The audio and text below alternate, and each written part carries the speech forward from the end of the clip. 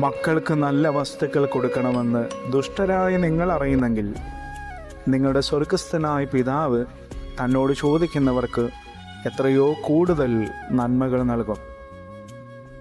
ഒരു നല്ല പിതാവ് തൻ്റെ മക്കളുടെ ആവശ്യങ്ങൾ അറിയുന്നത് പോലെ നമ്മുടെ സ്വർഗീയ പിതാവ് മക്കളായ നമ്മുടെ ആവശ്യങ്ങൾ നാം ചോദിക്കുന്നതിന് മുമ്പേ അറിയുന്നു. എന്നിട്ടും അവിടുന്ന് നമ്മെ പ്രാർത്ഥിക്കാൻ ക്ഷണിക്കുന്നു. ചിലപ്പോൾ നാം ചോദിച്ചത് നമുക്ക് അവിടുന്ന് നൽകണമെന്നില്ല, നമുക്ക് ആവശ്യമായത് നൽകുന്നു.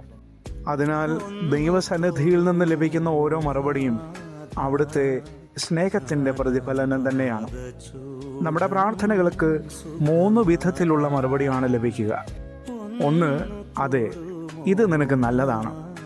2, ഇപ്പോഴില്ല, ഇതിന് ഇനി സമയമായിട്ടില്ല.